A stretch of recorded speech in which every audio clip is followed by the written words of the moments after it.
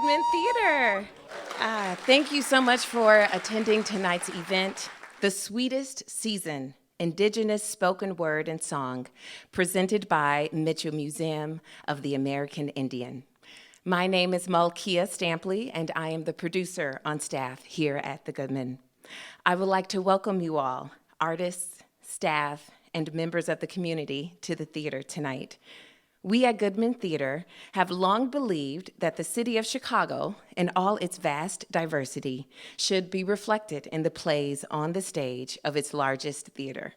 While the Goodman has programmed inclusively for several decades, we have not focused on the presentation of stories by Indigenous artists or about Indigenous experiences, or created meaningful relationships within these communities with nearly as much intention as we have with other cultural communities in Chicago. This is a shortcoming we are addressing with more focus and attention.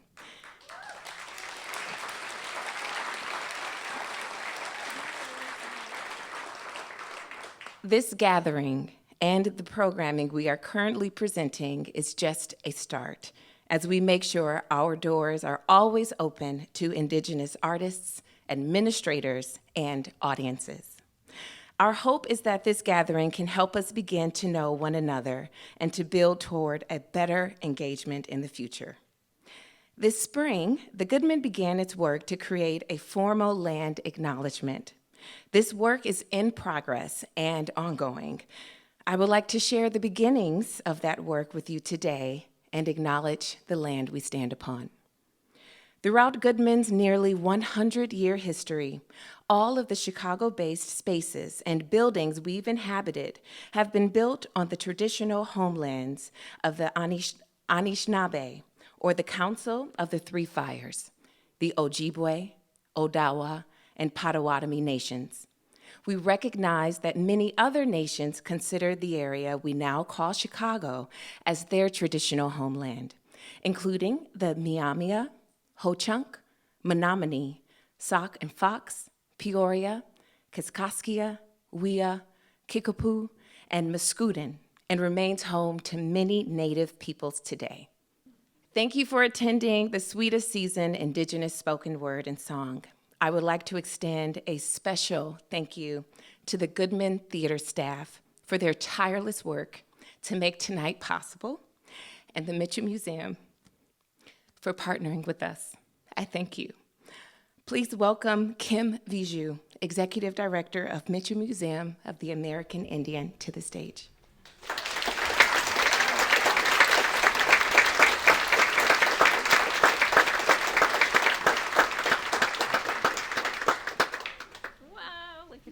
Welcome, everybody. Poso. My name is Kim Viju. I'm the new executive director at the Mitchell Museum. Excuse me, I'm having some trouble with my voice today, so I may be difficult to understand, but I'll try my best. A little bit about me. I'm a citizen of the Oneida Nation of Wisconsin, and a descendant of the Menominee Nation, also in Wisconsin, but the Menominee's homelands were once here. So it's a really great moment to be here right now. I came to the Mitchell Museum in last October and inherited this really fantastic staff. And we've really been thinking about what does this museum represent? And luckily all of our goals aligned. And we really wanted to focus on two things in everything that we did. And one is that everything we do works to eliminate the invisibility and erasure of Indigenous people. And second, that the museum be a place where visitors and the public get to know the story of the people that once called this place home, and that they get to know the living, breathing community that is here in Chicago. And we want them to know that they are, We want them to know that they are diverse, accomplished, and thriving. And so when the Goodman called us about this possible partnership, it was like a dream come true. So we are so grateful for the Goodman Theater for this opportunity. And what better way to show Chicago's like talented Native artists than to be on this iconic stage. So thank you.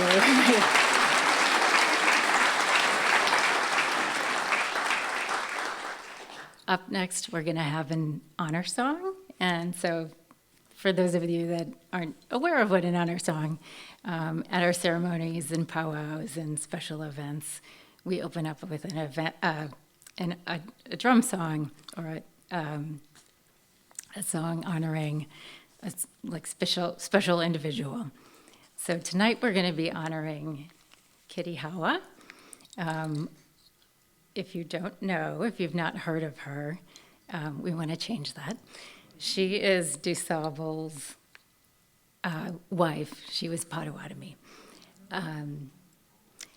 We also, like, I always see her referenced as a translator. And like many women in history, they don't get the credit that they deserve. So tonight we want to recognize her for her contributions in shaping Chicago to what it is today. And we know that she was more than a translator. She was a linguist. She spoke over 5 languages. She was a diplomat. She was an entrepreneur, and she had the vision to make Chicago into what it is today. So Neil will be out because I'm having a problem with my voice. Vince will be coming back and introducing Neil for his honor song. Thank you, everyone.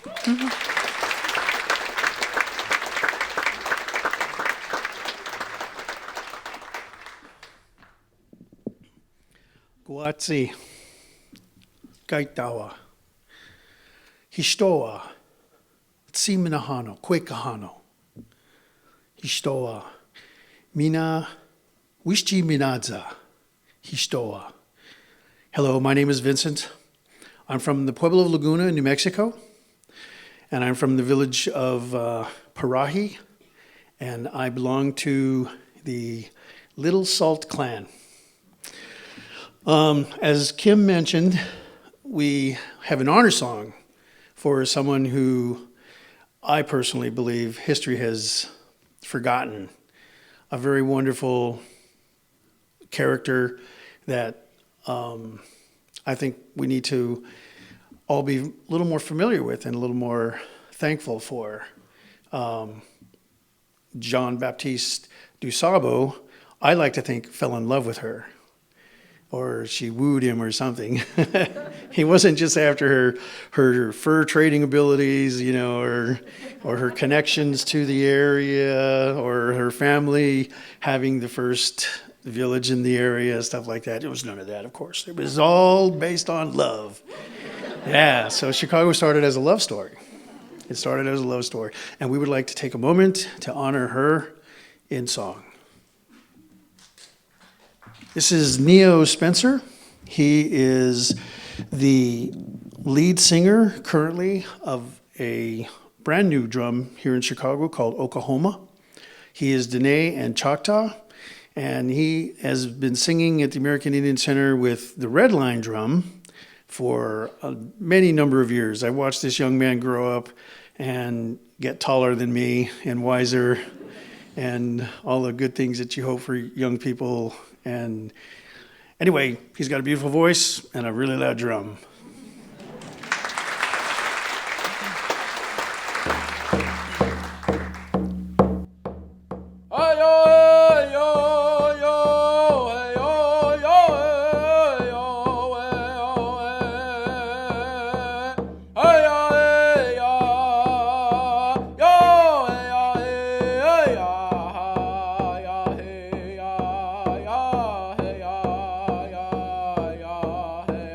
Hey,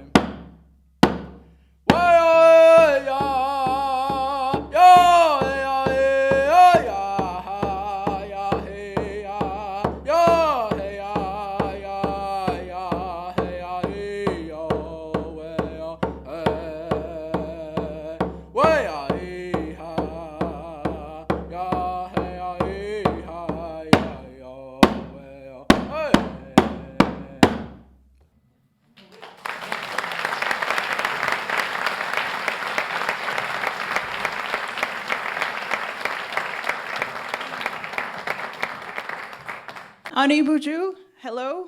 My name is Josie Starr. I am the operations director at the Mitchell Museum.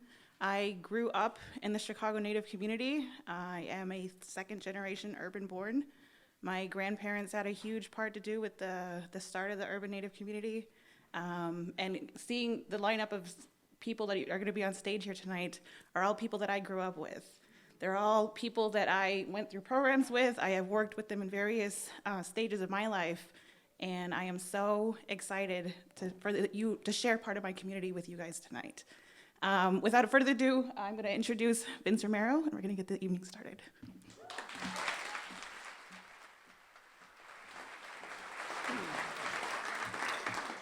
Hello again. That first guy, it wasn't me.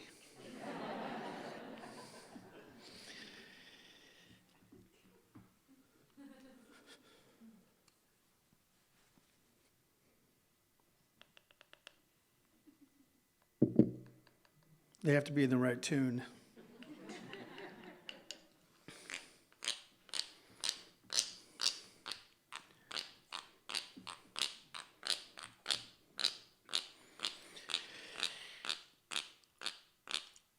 My personal belief is that the Curator is the very first storyteller.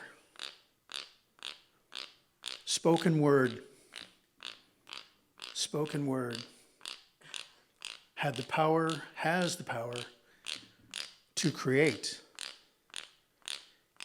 all our energy, all our lives, everything, our heartbeats, our breaths, the plants, the animals that lay down for us to live,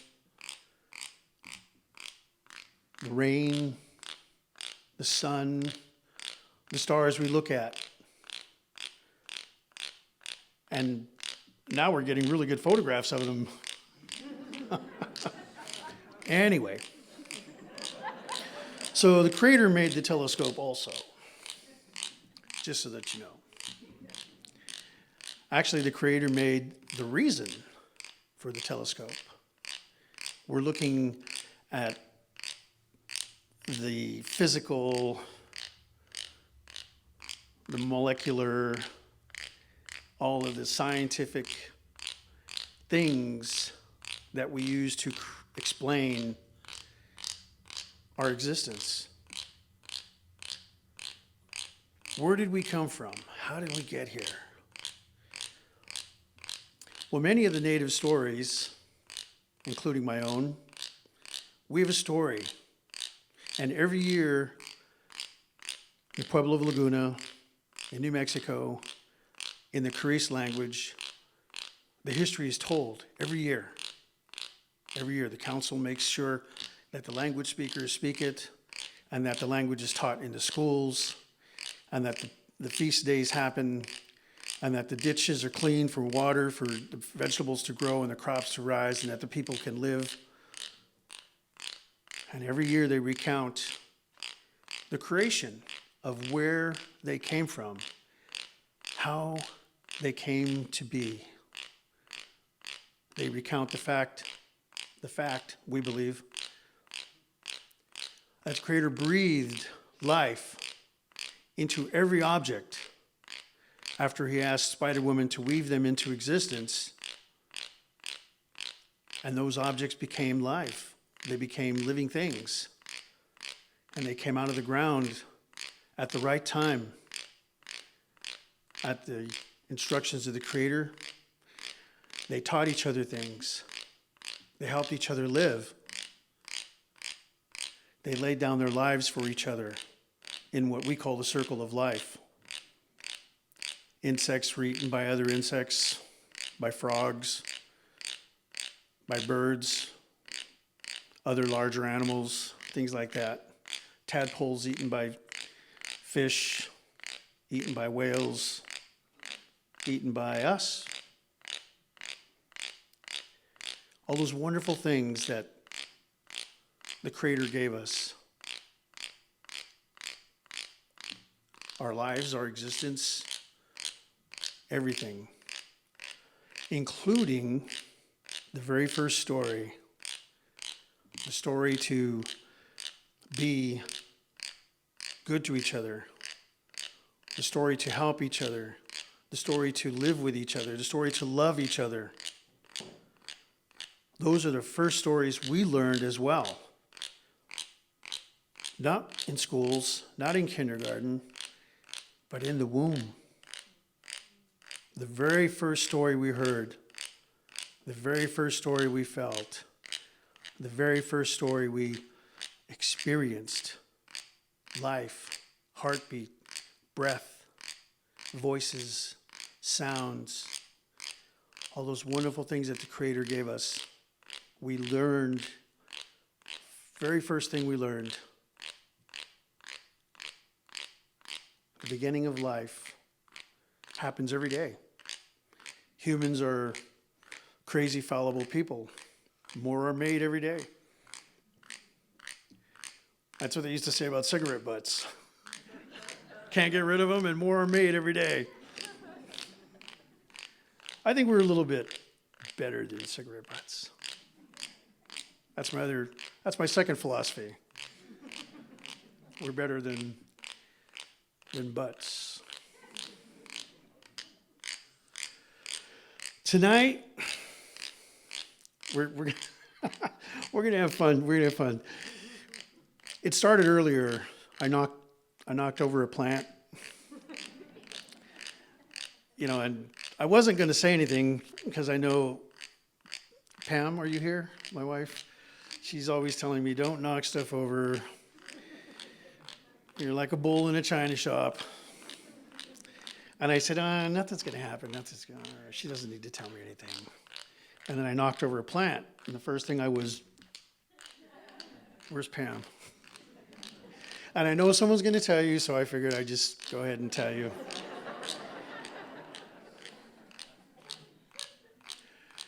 What I'm holding here is called a rasp. So when people talk, this is what they think they're sounding like. It's one of the oldest instruments in the world. Aboriginals from Australia have these. Native nation people here in this northern continent have these from long ago. Anyway, what I really want to get across to everyone tonight is that we come in such a variety, huge variety. And I personally believe that variety, in order to exist, needs love. It needs love. And if we can look at each other a little gentler, a little more celebratorily, celebration-wise, we can celebrate each other a little better. The differences, those wonderful differences that make us all crazy and, just such a beautiful variety, wonderful variety. So tonight we're going to express a lot of this variety through some of the talents that we have. And it's all, again, thanks to the Creator, and it's in love. It's in love. So tonight, we bring you some love. A little bit of love. I'd like to introduce a good friend of mine. He comes from the First Nations people in Canada. He's got a name of German derivation. Variation or derivation? Derivation. Yeah, he's my favorite kraut. So it's an inside joke. Mr. Bill Buchholtz. Bonjour. Hello. It's nice to see you all here tonight. I'm from the Algonquin First Nation. I also have French blood. And in Canada, they call us Metis. So I'm Algonquin and French Canadian, or short, Metis. William Buchholtz is my name. I was adopted by a German couple, henceforth the German name. And I had, thanks to my Laverne Buchholtz, she played piano, and she taught me how to play. And at first I hated it. 7 years old, and I've got to practice. Well, after about 3-4 months, I realized I could learn stuff I like. And then they couldn't keep me away from the piano. So tonight I'm going to write I wrote a piece that came to me just after I'd found my birth mother. I just missed her by 2 days. And when I heard that, this song came to me. And I dedicate it to both my birth mother and my adopted mother. And it's called A Mother's Heart.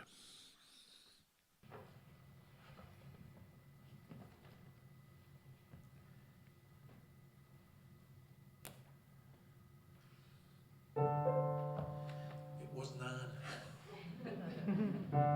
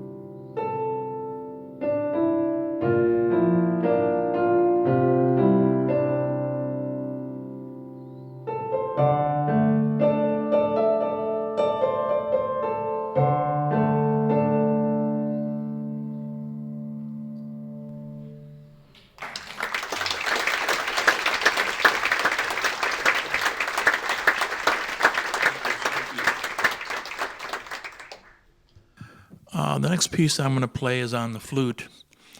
And this came to me about 5-6 months ago. I haven't named it yet.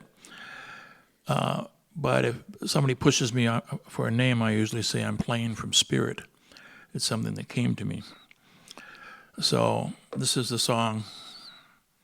And when the time comes, I'll have a name for it. Probably next time you hear me.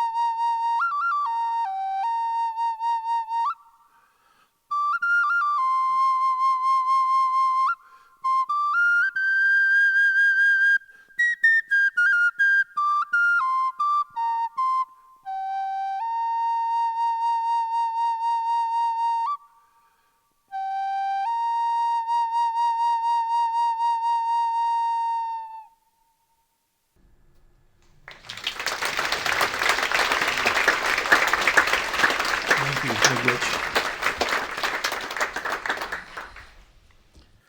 I'm going to play one more song, and Miigwech, thank you for coming and listening to us tonight, and thank you to the Goodman.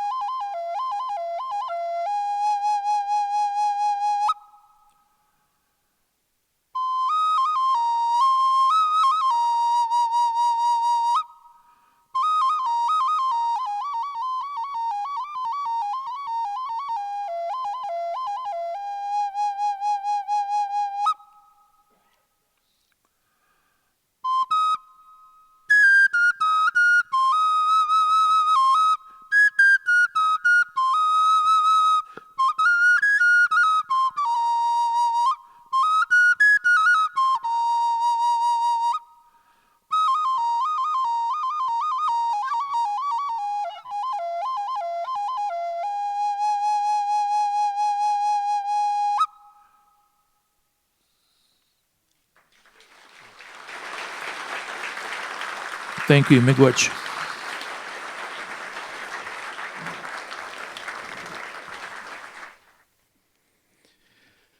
few years back, a friend of mine said, "Hey, want to go hear some poetry?"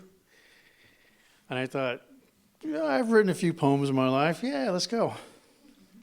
Let's go check it out. Anyway, we went to a club here in town, and it was pretty wild. Everyone was drinking beer and smoke in the room, and I'm like, yeah, I like this. I get to do some poetry with cuss words. So I was all happy. I was like, yay. Well, since then, I've been invited to read some poems here and there and stuff like that. And I thought, well, those first few poems are good because I was drunk. But then people mentioned, hey, you got some pretty good poetry there. And I thought, maybe I do. I did. And then because I did some poetry and started doing other readings here and there and stuff like that, this one guy invited me to become a communist. I like your poetry, man. It sticks it to the establishment. Kind of George Carlin style. And I thought, well, that's cool. That's cool.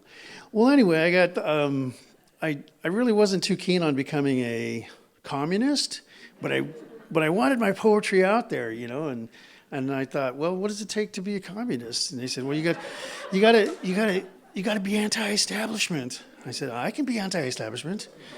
They said, you got to hate fascism. I hate fascism. Yeah. I hate a lot of things, and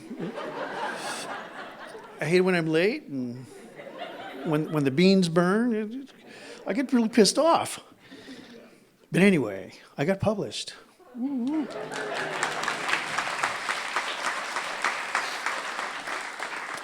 It was it was a surprise. It was a surprise, and it's called The Parade.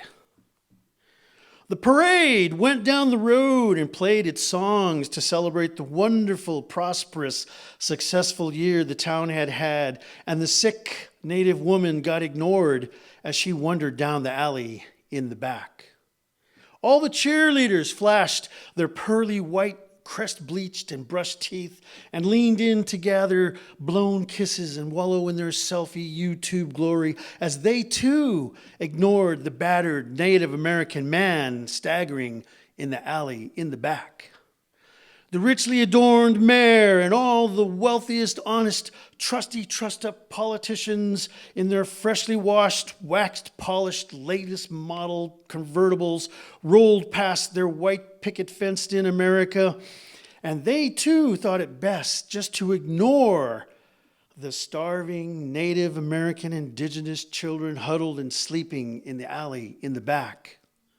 After all, it was the easiest thing, this easy thing, to not think of the correctly politically named poor Native American indigenous Indian population as they all stumbled in all the alleys, down all the backs. And now, thank you very much. And now, for your listening pleasure, we have Mr. Mark Jourdan.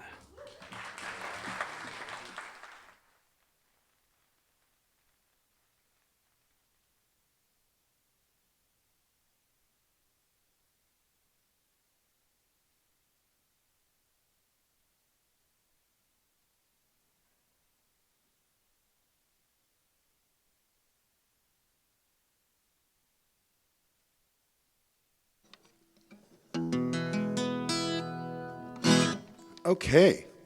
Hello. Aho. Janis Gereje. Hani Jara Haipi. Sorry, interpreter. That means hello. And it's so good to see you. Thank you for being here, everybody. We're here this evening honoring storytellers and poets. Songwriters. And this is one of the has been historically the most important job amongst the individual cultures since time began. we've needed somebody to tell us how to feel about all these things that are going on in our lives. And that's fallen upon us. And me, I had amazing storytellers growing up. My grandfather, my father, my uncles, my aunties too. Everybody was good at telling a story. And for myself, I hadn't really considered being a storyteller until it started coming up more often.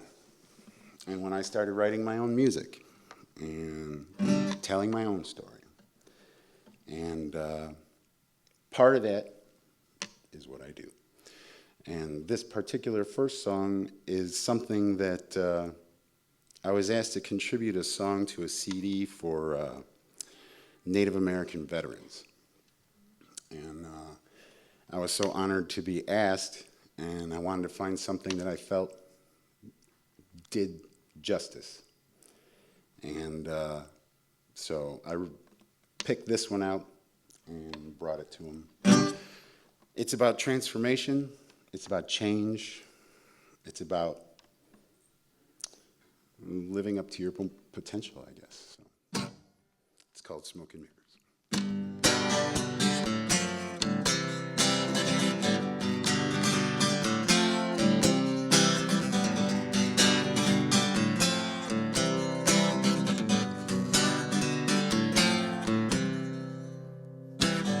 This a window I'm looking through. It's so cloudy I can't see you. A face I know I've seen before. I just can't make out anymore. When I try to wipe it down, you cover it over without a sound. Is it you or is it me that made us so blind we couldn't see the blurry figure on the other side? The same figure you try to hide. Why don't I know this time of day? A simple smile for a friendly face.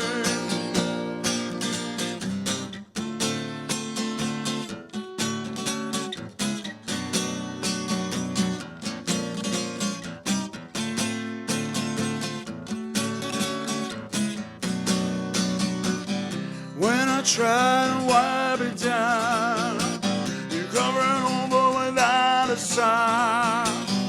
What's so hard about a change?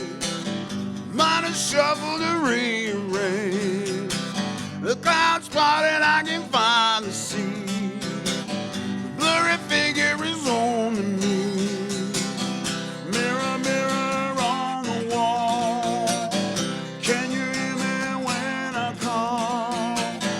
Mirror, mirror, can't you see? The blurry figure is on to me.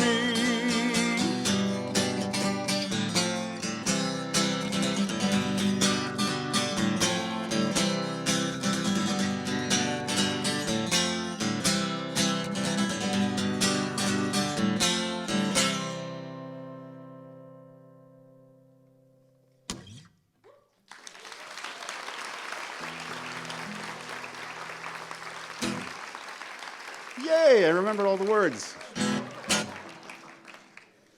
Okay, so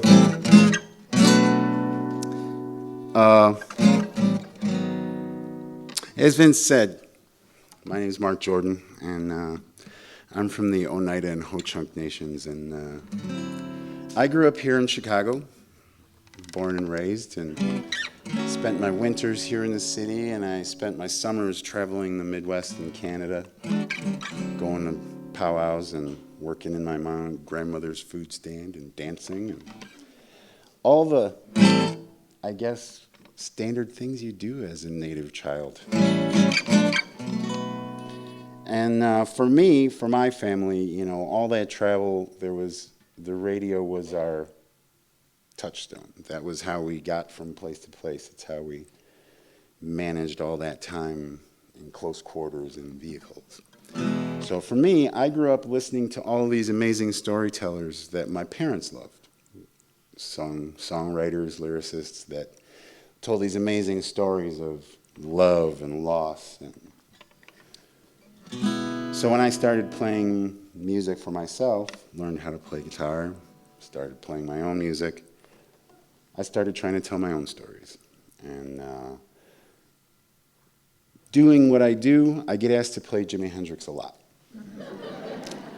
And I love the guy so much, I really don't want to screw up his music. So I wrote something with him in mind.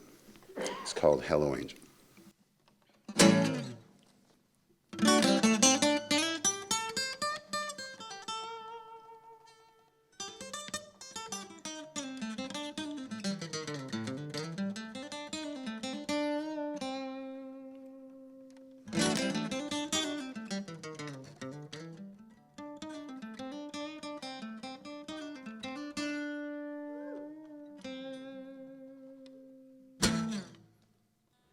Hello, angel, how'd you lose your way?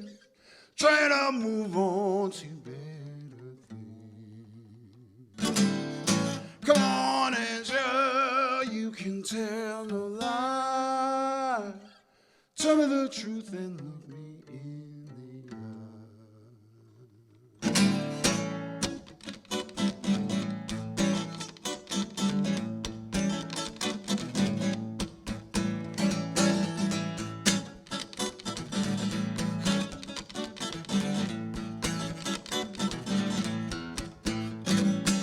What happened to you, angel? Did you fall from grace? Just another casualty of the human race. Was the pressure too much? Were you tempted to stray?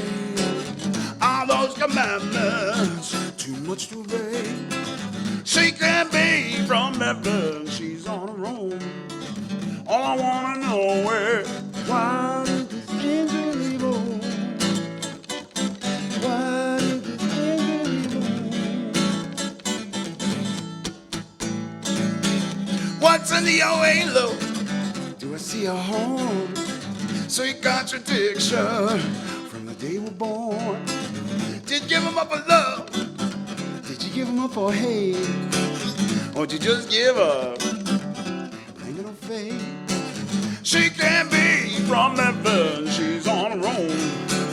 All I wanna know is, why did this angel leave home? Why did this angel leave home?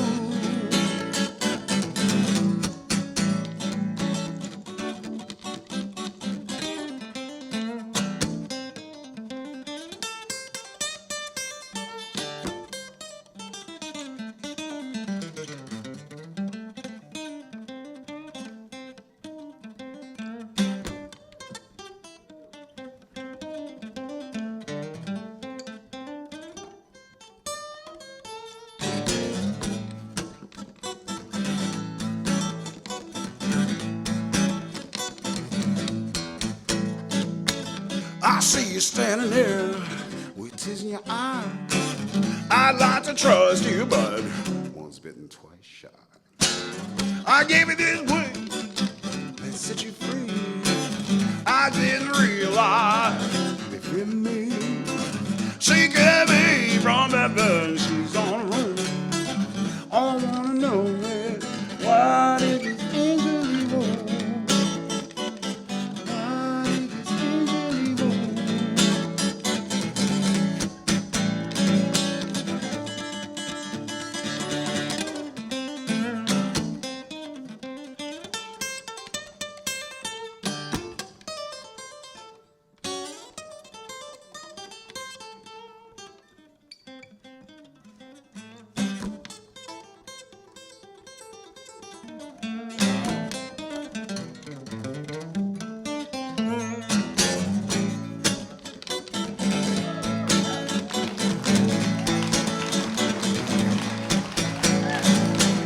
I see you standing here with tears in your eyes. I'd like to trust you, but once bitten, twice shy. I gave it this way that set you free. I didn't realize she'd be free of me. She can't be from heaven, she's on her own. All I wanna know is, why did this angel leave home?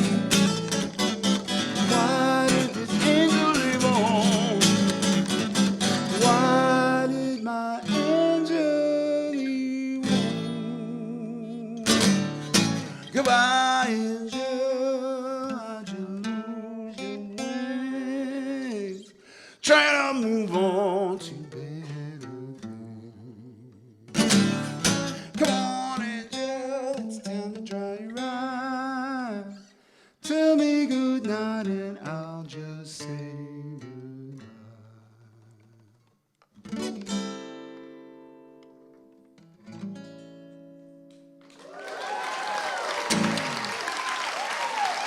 Thank you so much.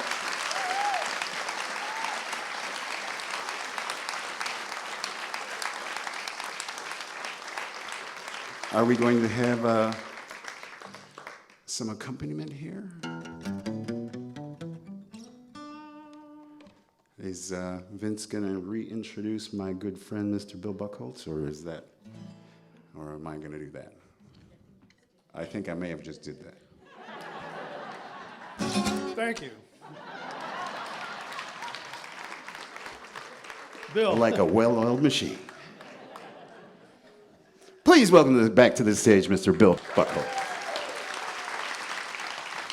So, just a quick little heads up. I've known Mr. Buchholtz for many years, and we've played many shows together, though we've never actually practiced together.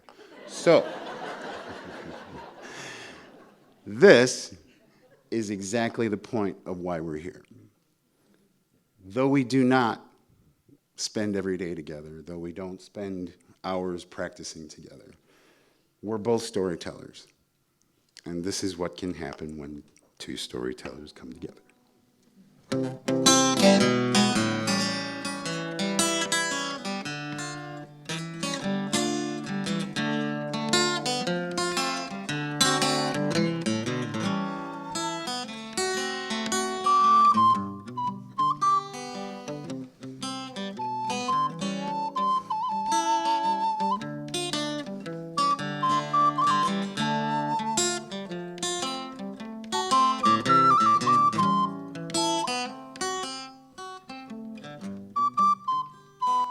Once I lived the life of a millionaire, spent all my money till never care.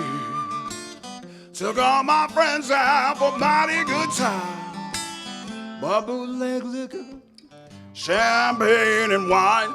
Then I began to fall so low. Lost all my good friends, didn't have nowhere to go. I get my hands on a dollar again, I hang on to it so that old eagle grins, because nobody knows you when you're down and out.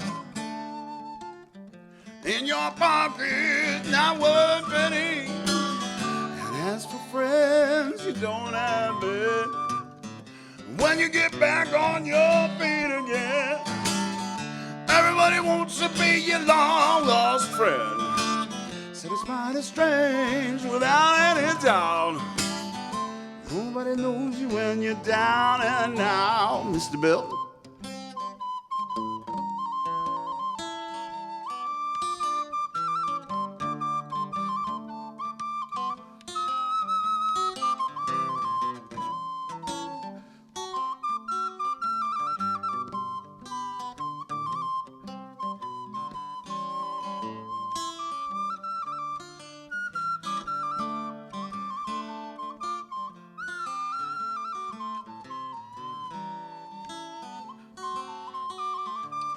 Bill Buchholtz.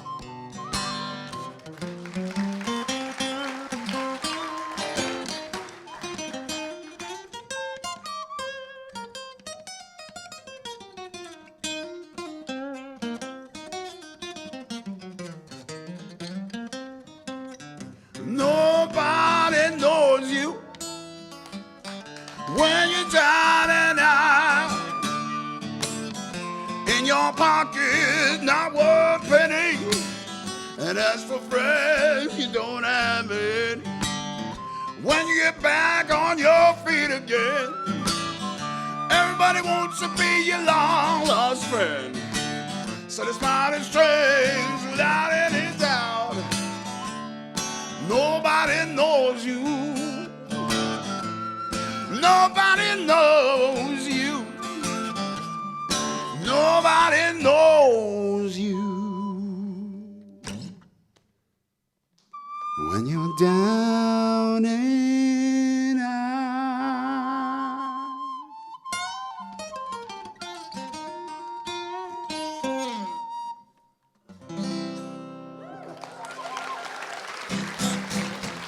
Mr. Bill Buchholtz.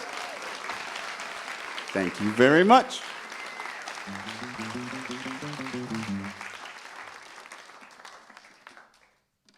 All right, beat it. Yes, sir. Yes, sir.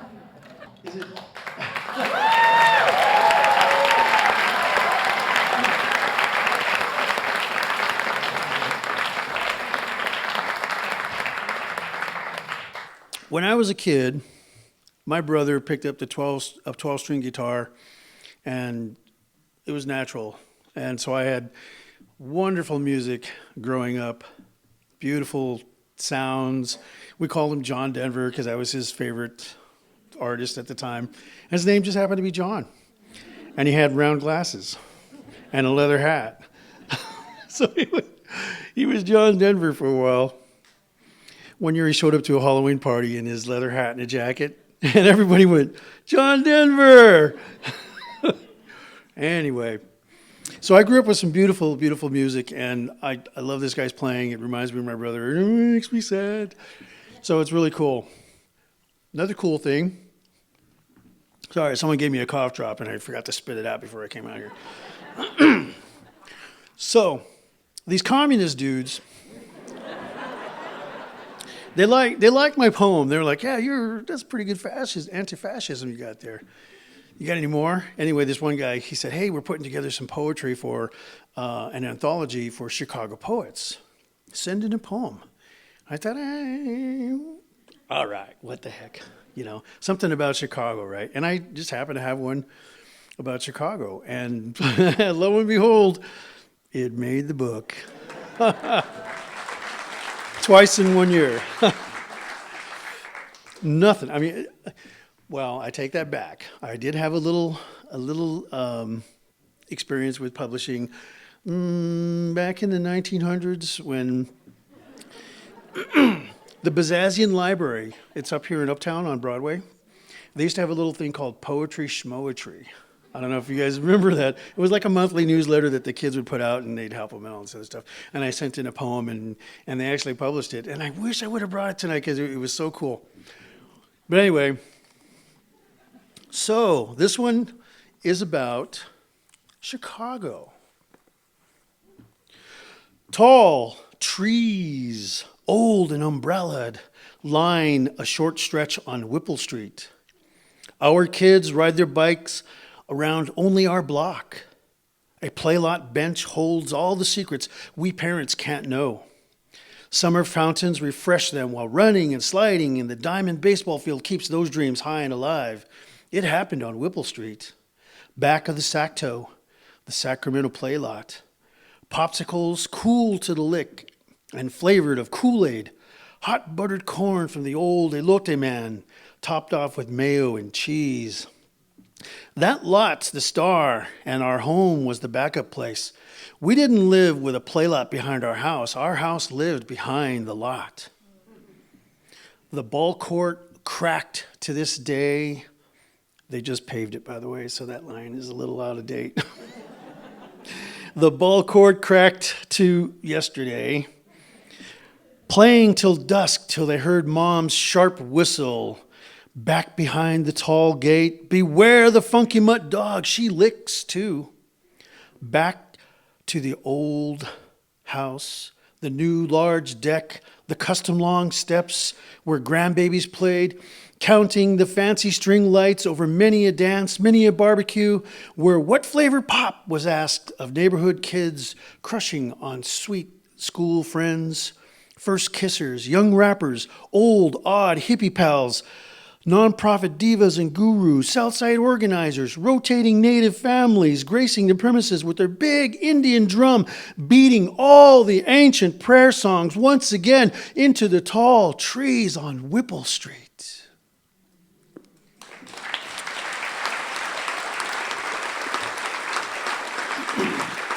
All right. I think, are we running out of time? It doesn't matter. They own the building. I might get the hook myself. No respect. In the spirit of continuing love, in the spirit of aloha. Lanialoha. Aloha lives.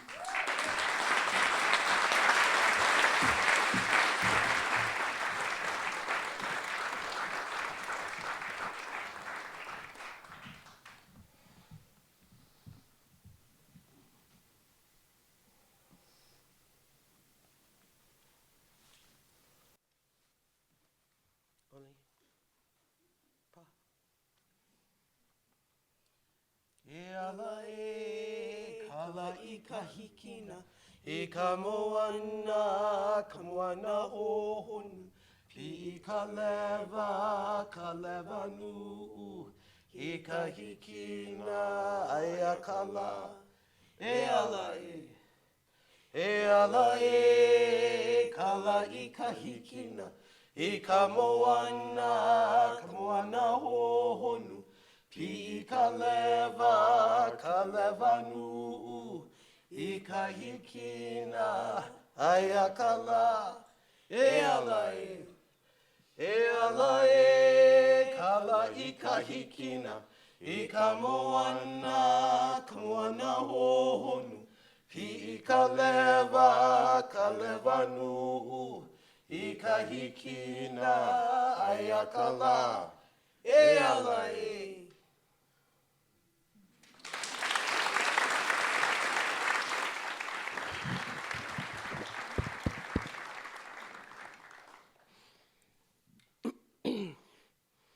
We'll send that blessing out to everyone here. Mahalo for coming in. My name is Lanialoha, and I'm always delighted to represent the Native Hawaiian community alongside my children. Ka ho'okele nā puahi nano, ku ka mai ha'o. And when they were growing up, I spent a lifetime trying to figure out why I was to receive critical knowledge when I was told I could never bear a child. I have one of each. You can clap for that one. So you can imagine, as we're walking the path together, we think about our kids often.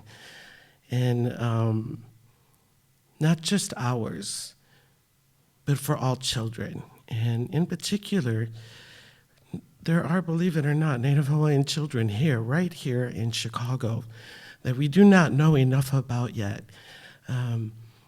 So there was a moment that had come forward. This is the way of my grandmother. The event comes first. Then your story is told, we write the story. Then from that, the mele comes, the music, the melody comes, and it carries the text. Na'olelo o Hawaii, the rhythm is built within the text. So it needs to be given time a little bit. And so an event came forward, and this was brought to me by a dear friend of mine whose daughter was attending the lab school at University of Chicago. Yeah, they're over there too. It was, I think she was 5th grade or 4th grade, something like that, and you can imagine what they were talking about in that age group if we have our educators.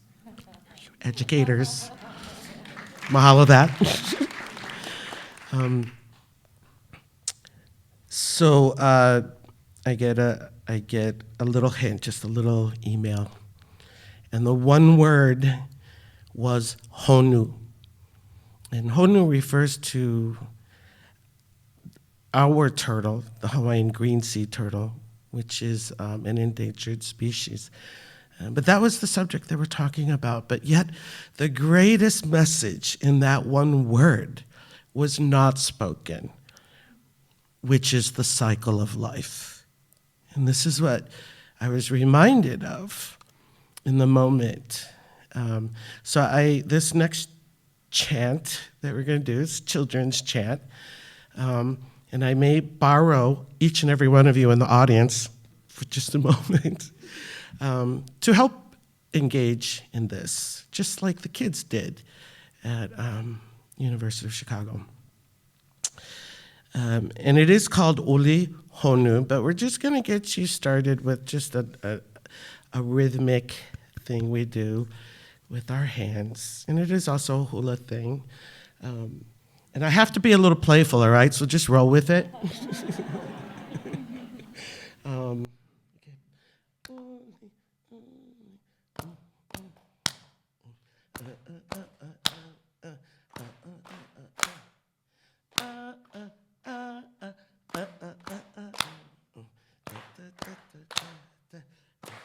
Oli, oli, oli, maka Allahu, maka Allahu, maka Allahu. Eli, Eli, Eli, Eli, pa, Eli, Eli, Eli, pa, Eli, Eli, Eli, pa. Holo, holo, holo, aka holo, holo, aka holo, holo, aka holo. Au, au, holo, ai, a, holo, ai, a, holo, ai, a. Kaua, kaua, holo, ai, a. Moko, moko, moko, oli, oli, oli, maka Allahu, maka Allahu, maka Allahu. Please. They did it. Okay, so you're gonna keep on with that. And the little kids did what we call a kanohopono, sit-down hula. But I'm not gonna necessarily have you do that because there might be casualties. Ready? Oli, oli, maka Allahu, maka Allahu, maka Allahu.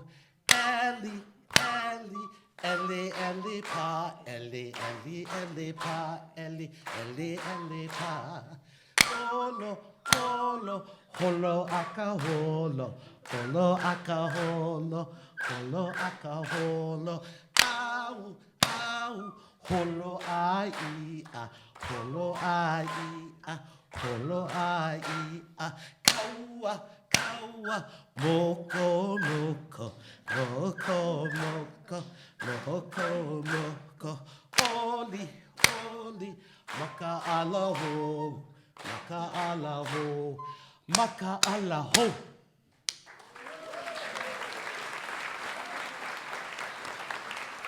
That went over much better than tech rehearsal.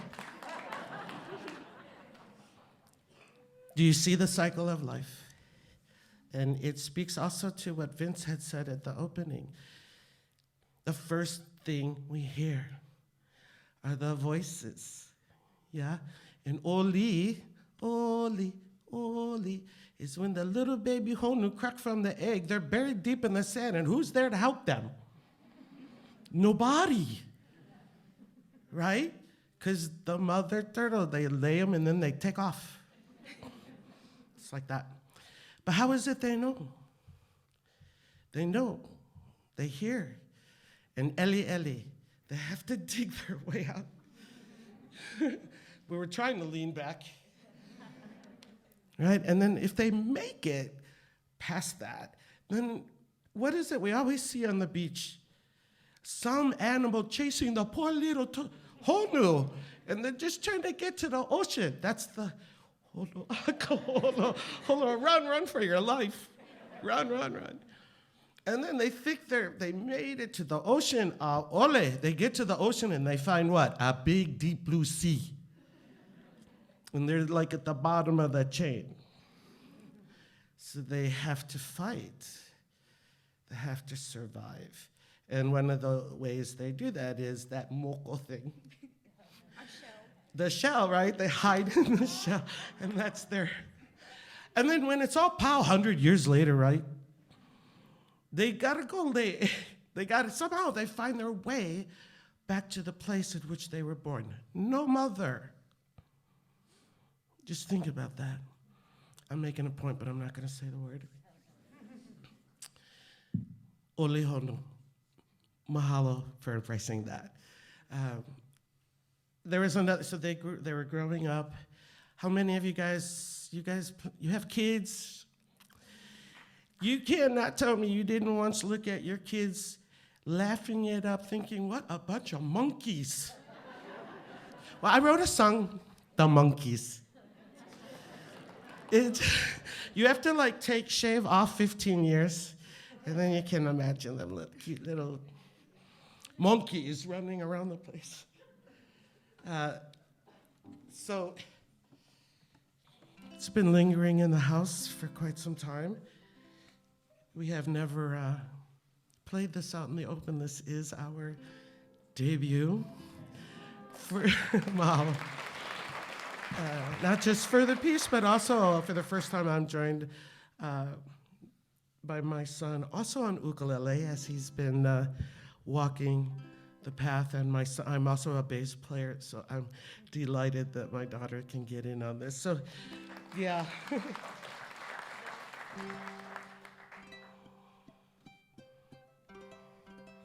Okay, so yeah, it's about monkeys, but it has a Japanese title, Sarutachi. Are there any Japanese? It just so happened during the time that I was playing around with this, I had plenty haumana students, hula students, that were from Japan, just so happened. And they were so good with the kids, and they were teaching them words. And the first thing I asked was, how do you say monkey? So the song actually became Sarutachi.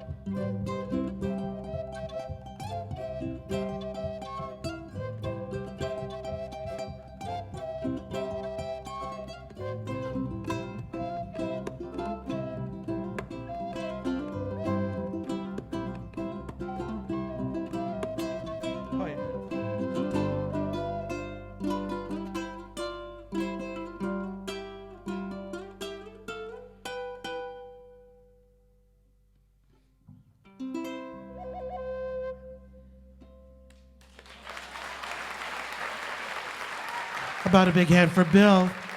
Tried to transport us outdoors. Mahalo that. You can stick around. Monkeys. Honu, monkey. The next one, not so easy. Kupa'i kanohana Hawaii. Can you say that? Standing firm in the values and traditions of Hawaii. All you need is kupa of that whole phrase. Can you say kupa? Can you say kupa? And when the moment you question yourself, your tradition, that's when you have to say that word. That's the moment it could put you in our place. And sometimes we don't need to chant that. We have other lovely ways of looking to our mele, this time with text. Not all of our mele are written in Na'olelo o Hawaii. We'll do this next song so that you can understand what some of those values are that we're talking about. On the islands, we do it island style. From the mountain to the ocean, when we're to the leeward side. On the islands, we do it island style. From the mountain to the ocean, when we're to the leeward side. Mama's in the kitchen, cooking dinner real nice. Beef stew with a stool, me salmon with the rice. We eat and drink and we sing all day. Honey kapila in the old Hawaiian way. On the islands, we do it island style. From the mountain to the ocean, when we're to the leeward side. On the islands, we do it island style. From the mountain to the ocean, when we're to the leeward side. We go grandma's house on the weekend clean house, as if we knew good grandma's gotta work hard. You know my grandma, she like that poor real sour, but woo, I love my grandma every minute, every hour. On the island, sing with me, we do it island style. From the mountain to the ocean, from the mountain to the ocean, windward to the leeward side. On the islands, we do it island style. From the mountain to the ocean, when we're to the leeward side. Okay, I'm gonna play like grandma. We got grandma's house on the weekend clean house, as if we know go grandma's gotta work hard. You know my grandma, she like that poor real sour, but we know my grandma every minute, every hour. On the islands, we do it island style. From the mountain to the ocean, when we're to the leeward side. On the islands, we do it island style. From the mountain to the ocean, when we're to the leeward side. From the mountain to the ocean, when we're to the leeward side. From the mountain to the ocean, when we're to the leeward side. Kupa ikanona Hawaii e kulia ikanu. Aloha.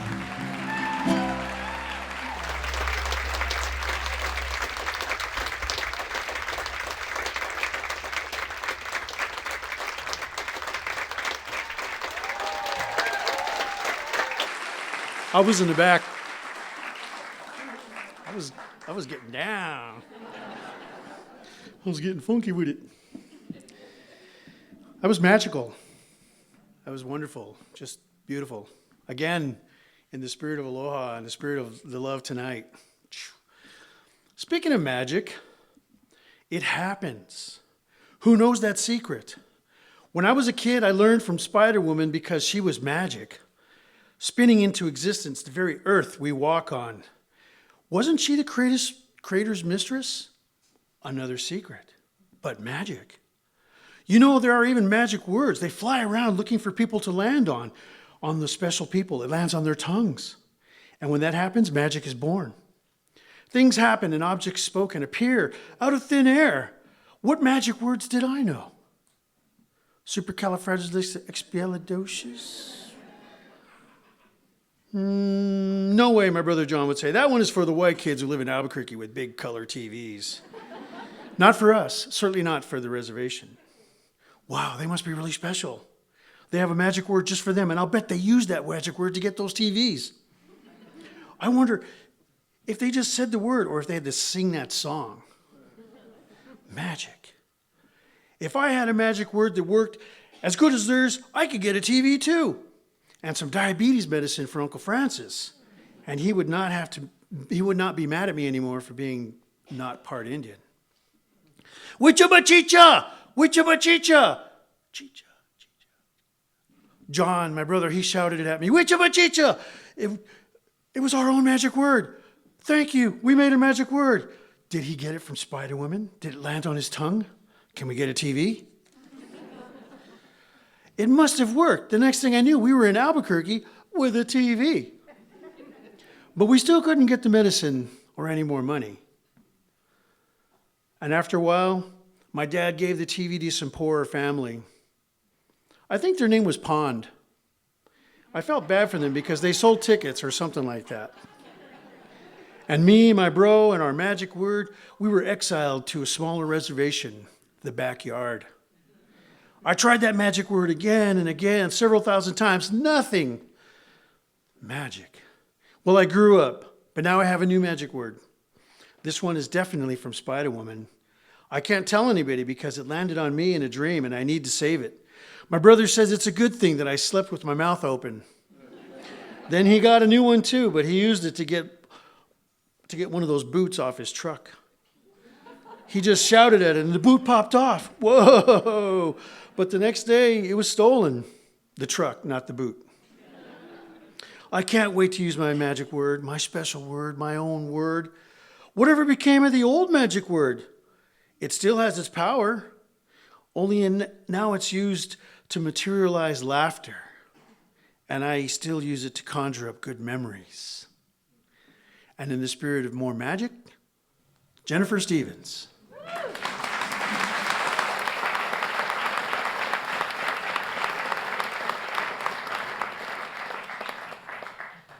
I want to thank you for joining us as we celebrate our song and our music and our stories, our Indigenous stories. And I'm going to be sharing with a couple songs of my own, and there's some stories that goes with that as well. And well, first of all, my Oneida name is Wahongosio. It means peacock, a beautiful, colorful bird. And my Lakota name is Wiyawashte, which means good woman. And I come from two different tribes, the Oneida Nation of Wisconsin and the Oglala Lakota from Pine Ridge Reservation from South Dakota. My mother is a Lakota. And at any rate, I want to make sure that I acknowledge the Goodman Theater for making this concert possible, and the Mitchell Museum of American Indian and Kim Bijou and all the staff, and my fellow musicians and poets. So at any rate, the first song I'm going to sing is Olana. Olana means song or prayer in the Oneida language, and I wrote it for my grandmother, Maria Hinton.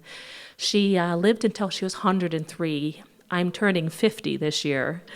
And so I tell myself I'm halfway there. At any rate, I'd like to share the lyrics, the translations, so that you can enjoy them as well. It's a song of gratitude. Song and prayer is the same word, olana. If you say olana, that you're talking about corn soup. So just so you know, there's some Oneidas in the audience, and I'm not singing about corn soup. And so, at any rate, the other lyrics is I'm singing a song I made for you. I thank you very much. My grandmother co-authored a 35,000 word Oneida dictionary to help language preservation. And thank you, Maria Hinton.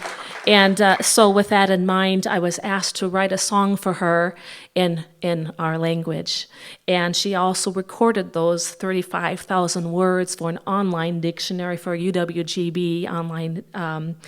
And with that in mind, she finished that. She said she was retired, but she finished it at 100 years old. So at any rate, I have some big moccasins to fill. But my grandma couldn't do one thing. She couldn't sing opera. So at any rate, to share a little bit about my story, I started as a pianist, and then I ended up becoming a singer and then a composer.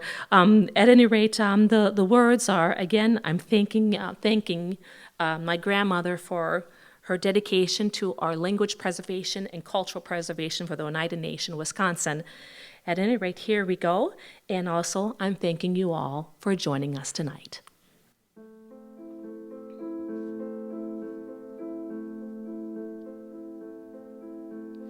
No.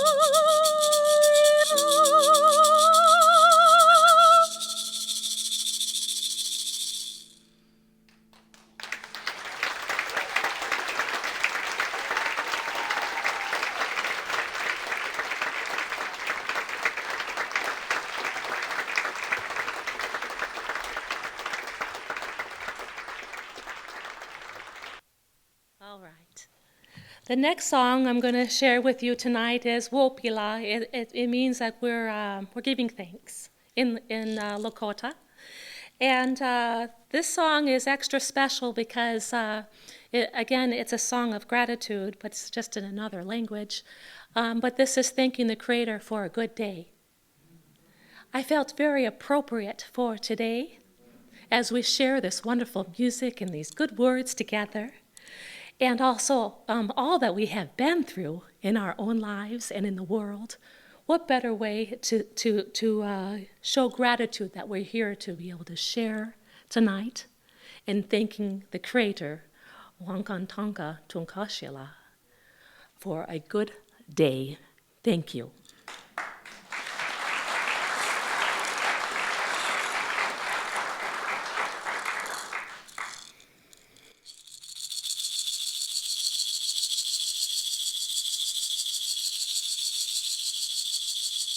Wopila,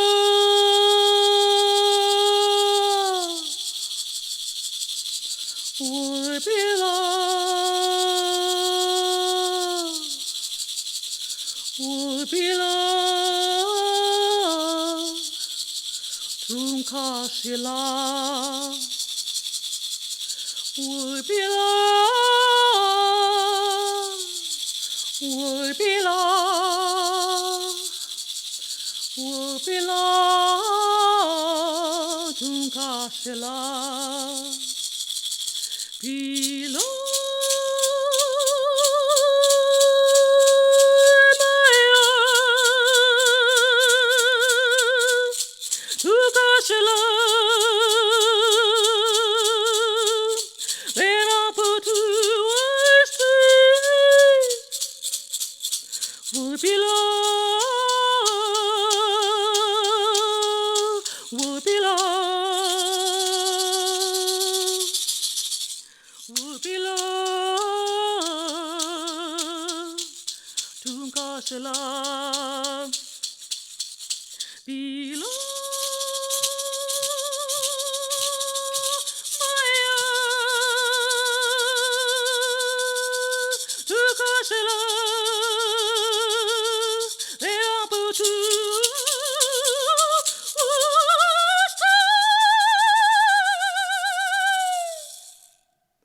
Wopila, Wopila, Wopila, Tunkashila, Wopila, Wopila, Wopila, Tunkashila, Pila, Maya, Tunkashila, Ilena Putu, Pila,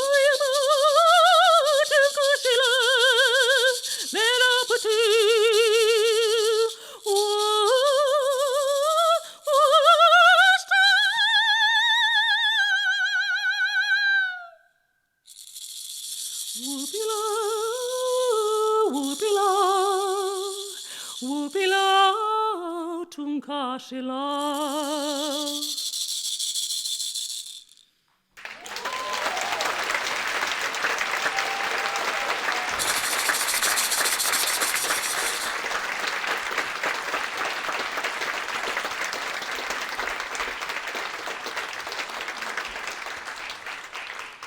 Again, thank you. Wopila, merci, donka. Have a good night. Thank you.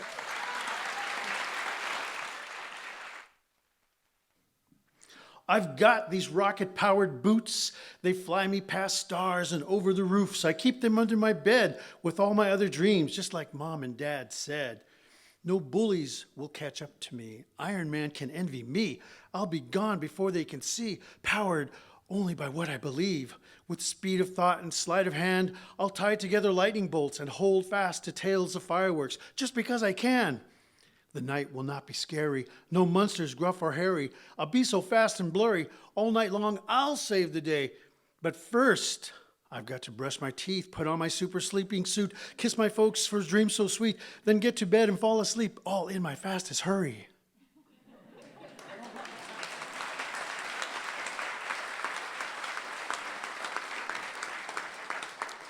Who said technology sucks? And now, my good friend, my mentor, the poet, Mark LaRoque.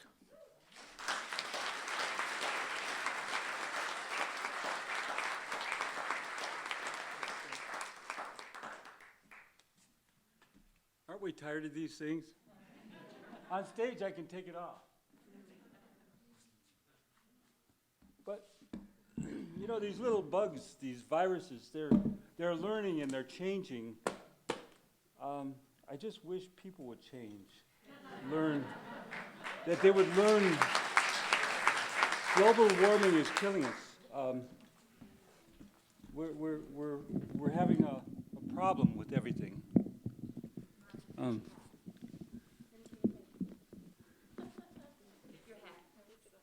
I know I have a hat on.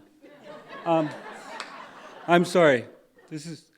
She wants me to wear it like this, but you know what? I like this.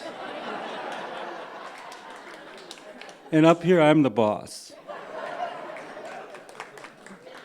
You know, I wanted to tell you a little bit about life on the reservation, some stories on the reservation. There's one I wish I would have had it done. It's all about me, my first kiss. It was behind the woodpile. And we were like 17 years old and we were in a bar. And she looked at me and I looked at her and like we didn't talk, but we looked at each other. And her eyes and my eyes kept talking, and pretty soon we were talking. And we went out behind the woodpile. But she was the girlfriend of one of my friends, Raisin. So it was something that wasn't going to happen. But the first kiss was witnessed by a bear that was chained to a tree.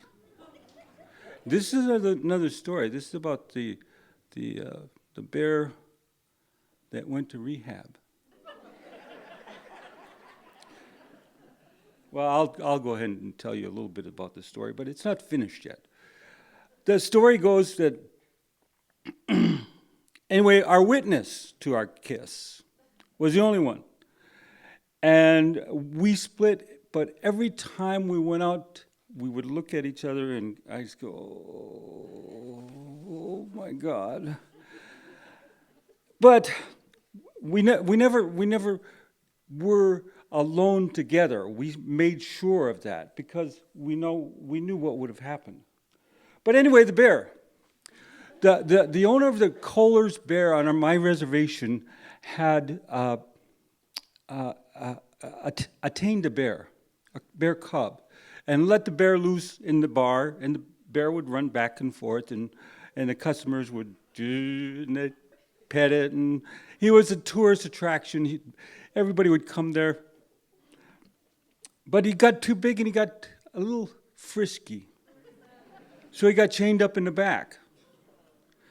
And when people come to look at him, some bright fisherman had given him a bottle of beer. And he sat there on his hind legs and he drank that beer and foam around the mouth, and all of a sudden the bear was grabbing for more beer and people were giving him more beer, and they liked seeing the drunken bear. But till one guy was dumb enough teasing the bear with a beer, and the bear got a hold of him and beat him up quite badly because he had a hangover. And he wanted that beer so bad. Well, anyway, next we heard that the owner took the bear out and took him to rehab. Took him to rehab in the woods. Never seen again. It was bad. That's one of the stories of our res. Before anything goes further, I want to honor this man. He's probably not here. I don't see him. I don't see anybody. But I want to honor this man. Father Peter Powell, our community. Thank you. We have our own saint in our Indian community. He started St. Augustine's Center for American Indians. He was a social service program. He was a program that fed the homeless. He was a program that gave food, vouchers, helped the homeless, and those of our community that were sickened by alcohol. And he used to help people a lot. And I wish he was here.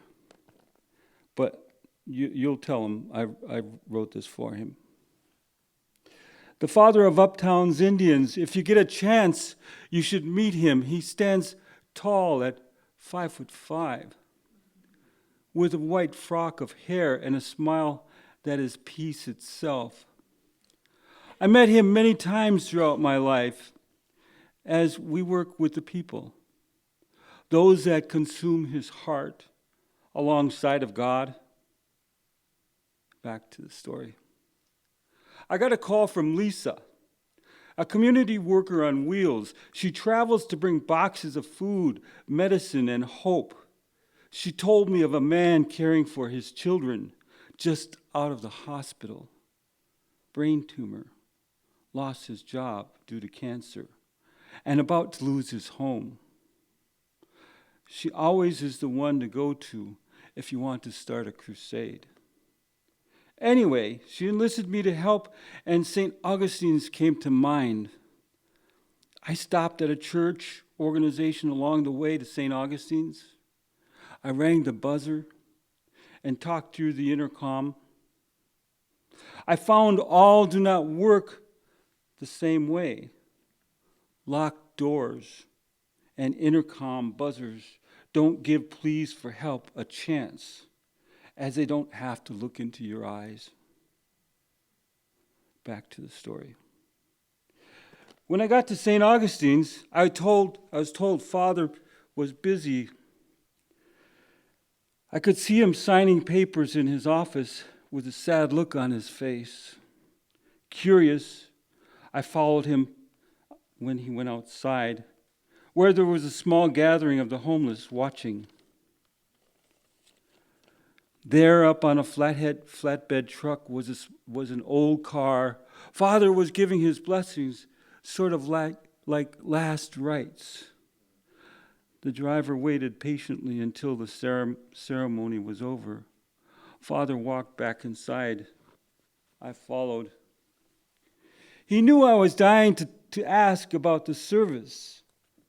Said he was sending Betsy off after 22 years of service.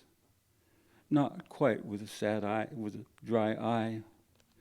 He was ready for my words of asking, or for anything else on my mind, like he has been there for many of us over the years. He was wearing his work frock, complete with a seam that had been worked too hard. I had an urge to sew for this man, not particularly handy with a needle, and I may have bled for him. He listened with care and brought out his personal checkbook, said he had $300 left from his Social Security. Father said they were closing social services and all of his benefactors were gone now, and that he could give more when he got his check at the beginning of the month. I said, "No, Father, we'll find other means." You see, Father gave the homeless $5 and his blessing at the end of his Sunday service. Perhaps a hot meal after talking to God can be of solace to a hard life. If you're lucky enough to meet him, shake his hand and look into the eyes of the father of Uptown's Indians, and you will see peace in the world, if only for a short time. Thank you. Honor Father Paul.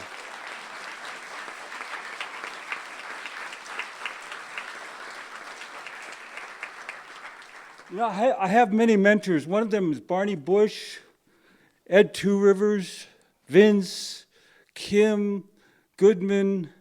They've all been doing this wonderful work, and I hope things go on, because we have a voice and we need to be heard. This one is from my teachers, Terry, Lola, and Madam X. And Madam X is another story. Men, okay, this is serious now. This is the way it used to be. Men used to have wings long ago before hands stole their joy, and they forgot how to fly. Along came women who stitched and sewed and taught some to fly once more. We owe it to our women. All you men out there.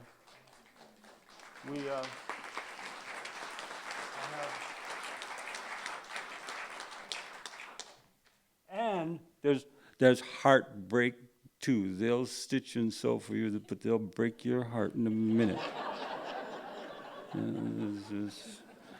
This one here in particular. We went together for 6 months, but it was quiet because she said, "Don't tell anybody. It's a secret." Well, I fell in love. And I called her and I said, "I had a beer, okay? I'm sorry, I had a beer. Maybe 2. And I called her on a payphone. That's when we had payphones, you know. And I called her and I said, "Oh, I just called you because I just wanted to tell you that I love you." And it was quiet. And I'm going, "Oh my God, what did I do?" I didn't know what to say. And I said, and the next voice was, "I think we need to rethink our relationship." And I'm going, "Oh, now you did it." So we parted ways,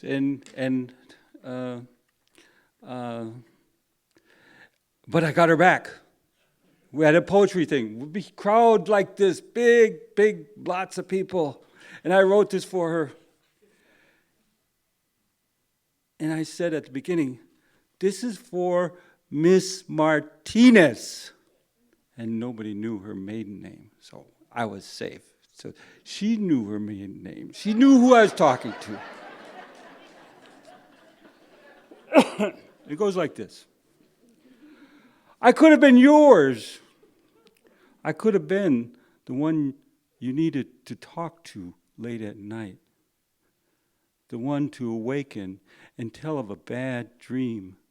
I could have been the one to hold you. The one you needed to tell you soft things in your ear. I could have been the one who loved you. I could have been the one you loved. Anyway, that was her.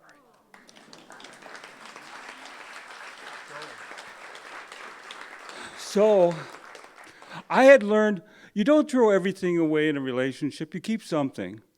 Something that you can save, and because when you fall in love, it's like magic. It's a bond between two hearts, and it's something everybody looks for. And when you find it, it's very hard to smash that thing. And smash things I did. Threw it out. Anyway, this one is very quick. Just tell you really, really quick. It's called Windswept Highways. Windswept highways blowing everything clean, including love letters thrown out the car window. Going back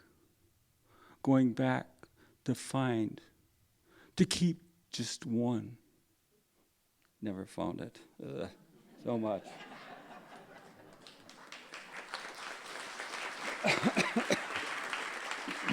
Thank you. This one is, she looking at me. All right. I got eyes. I can feel you. This one is, when I first came to Chicago, I got in Chicago 1984, and then my buddy got in Chicago, and we were both supposed to start at the same morning. So I was at breakfast, and he was at breakfast, and I seen an Indian over there. And I nodded my head, and he walked out of the restaurant a little earlier and walked to the American Indian Center, and I walked there. And he was my new coworker. But anyway, we had a friend there. She was executive secretary to the director of the American Indian Center. And there was a girl there, Jeannie Calabaza, and she had a bulletin board, and she had a picture of me and Ben Hinman. Not supposed to say his name. But Ben Hinman,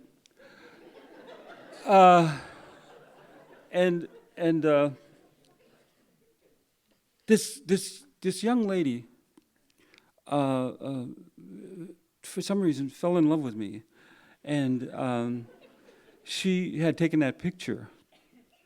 But her name is Hill, but a little thing about Miss Hill.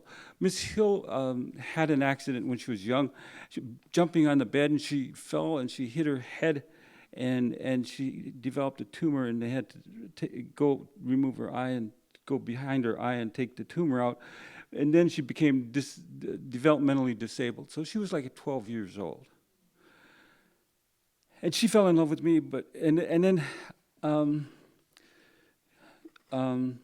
So anyway, I'm going to tell you the story about her.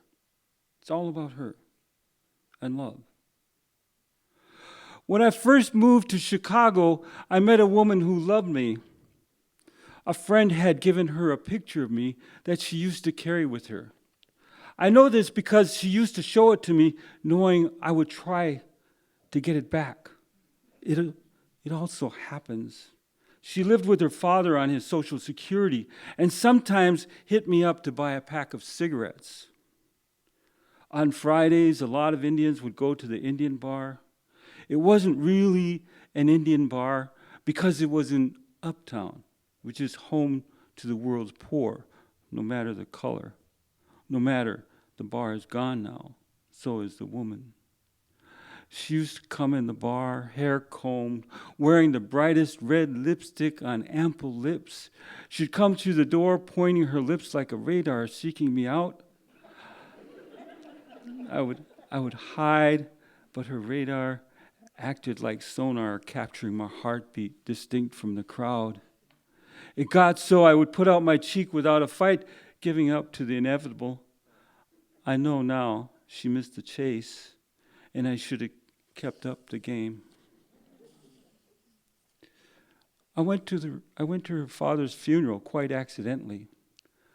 I went to the Indian Center to see why all the people were outside smoking. It's tradition to smoke at an Indian funeral or pass out cigarettes to those that didn't smoke. It seems proper to laugh outside and blow our smoke out to carry to the Creator, adding laughter to our thoughts of those gone on. Anyway, it seems a while went by before seeing her again. She wasn't the same anymore. Not only did she lose the one that took care of her or her home, she lost her lipstick. It happened during winter. She was homeless and cold. I heard they found her bundled up in an alley. I know she didn't really die from pneumonia. I still remember her, and I write this for her, the passing. She didn't feel the cold as she took her last breath, only that she held him in her arms, and it was warm. And that's how I'm going to. I'm going to remember who I love, and I'm going to hold them in my arms, if not physically, mentally, and they're going to be with me when I cross over. And I have a bunch of stories about crossing over too. They're very, very poignant. First of all, though, I want to tell you about life on our res when we had a. I have to move my legs though. When I was growing up, the biggest invention we had was the telephone with the thing you spin like this, and then it's a party line, and then there's a certain number of rings you got for your phone. I know my great-grandmother would answer the phone. She'd pick up on the third ring. Bessie, I know you're there. You know, she was always there. She knew everything that happened in the village. And I lived in Natawash, in White Earth, Minnesota. But there was this old lady. She was making fried bread, and she had one of those newfangled phones. And she was making fried bread, and she got it on fire. And she threw stuff on it, baking soda or stuff, and she ran to the phone, dialed 911. She said, "Get here quick, I got a fire." She went back to throwing stuff on the fire, and the fire department called her back, and they said, it was third ring. And yes. And she said, "Well, how do we get there?" And she said, "Duh, in a red truck." That's some of the humor. I'm torn. I'm running out of time. I have two stories. One story I think I'm going to give you. This I'm going to save, unless you really want to hear it. But the one I want to tell you is about my reservation. Life was hard. It was very hard. It was car rollovers, people killing each other, alcohol. It was bad. And anyway, my cousin came back from Vietnam, and he had PTSD, and his best buddy that he went in on buddy plan, he had PTSD too, and they both got drunk. And when they got back, and then my cousin went and hurt himself, and he was buried. And then my best friend, whose mother, by the way, was my aunt, because on our reservation we have old Indian ladies who are grown up with your family, who are like your aunt, and we call them auntie. And anyway, her dumbass son went and committed suicide too on my cousin's grave, and it was all bad. And so I was up there for the summer, and I loved that woman. Her name was Mary Rose, and I would go over there because I was semi-homeless. I got a bus ticket, dropped off at the reservation, and I lived with my uncle for 2 weeks. I lived with my great aunt for 2 weeks. I lived with another uncle, and that's how I survived for the summer. And it wasn't. I was always hungry. So I go over to Aunt Mary Rose, and she lunchtime, by the way. And I'd go over there, and she'd make me peanut butter and jelly and a glass of milk and a cookie. And I said, "Oh, is there something I can do to help you?" I always wanted to repay this good thing she did for me. And she said, yes, you could help my father weed the garden. And it was a little slope of a hill. It was a little incline. And I went out there and I helped him weed. And when I got out there, I found a little old man with like a janitorial uniform on, gray, dark, gray, and long red underwear that he never took off. I think he had 2 pair. One summer weight and one winter weight. And he had a baseball cap on, and he would be out there, and it was 85 degrees, and we're weeding the heck out of this garden, and I thought he would talk to me. I said hi, and nod his head, and I thought maybe he's one of those old Indian people that don't speak English, and I thought that's what it is. So I said bye. After about an hour, because I had stuff to do. And I left, and then I got hungry again. A couple days later, I went back, and I had lunch again. And I went out, and I weeded again. And I nodded my greetings, and he nodded his. And we went on like that, and then I left. Next week, I got hungry again. I went back. Had my sandwich, cookies, and milk, and went back out and weeded another hour. And at about the hour's over, I'm counting it off, and I get up to leave, and all of a sudden he talks to me. He says, when I was young, when somebody passed, they would burn down the house to keep the spirits from coming back. And I thought, okay. And he told me, and then he said, when I was young, I got sick.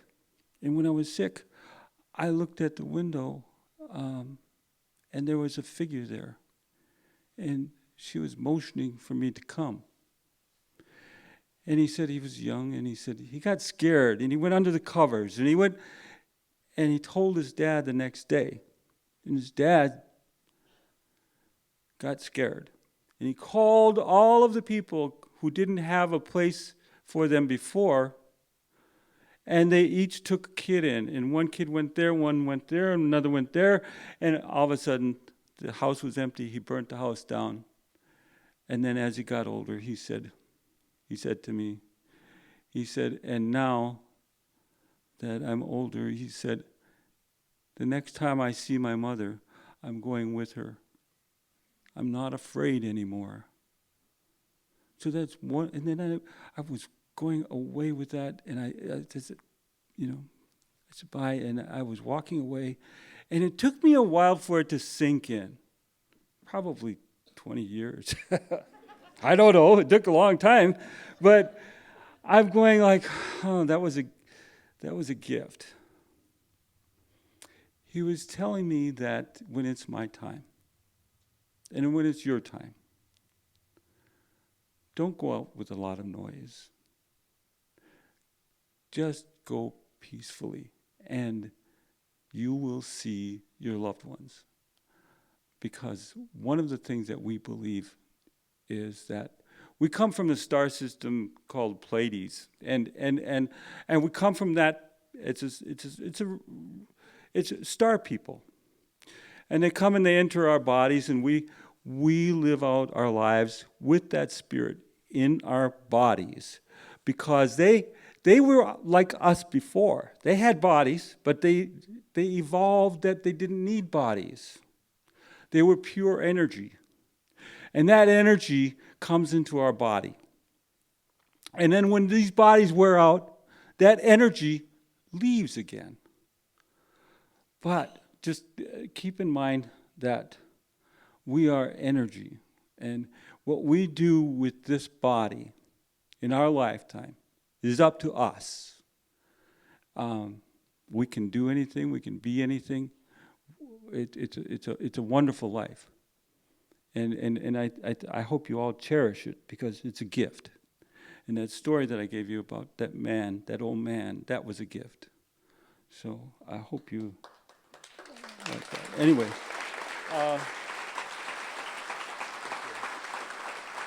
I want to let you know that I am coming up with a book in 22, it might be 23, and I have a publisher, and these stories will be in there, along with some more. And I want to thank you. You've been a wonderful audience, and I want to say a shout out to my cousin Linda LaRoque, who came here all the way from Detroit on a train. Thank you, Linda.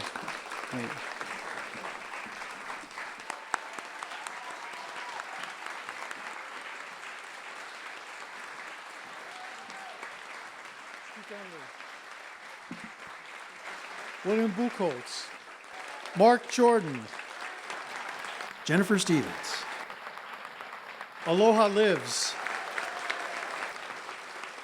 Neo Spencer, Mark LaRoque, Kim Viju, Josie Starr, and I'm Vince Romero. Thank you so much. Thank you, thank you, thank you. Okay, we hope to be back real soon, and so we're going to leave you with this. It's called a traveling song. You don't have to go home, but you can. Mr. Neo Spencer. Oh, yo, whoa.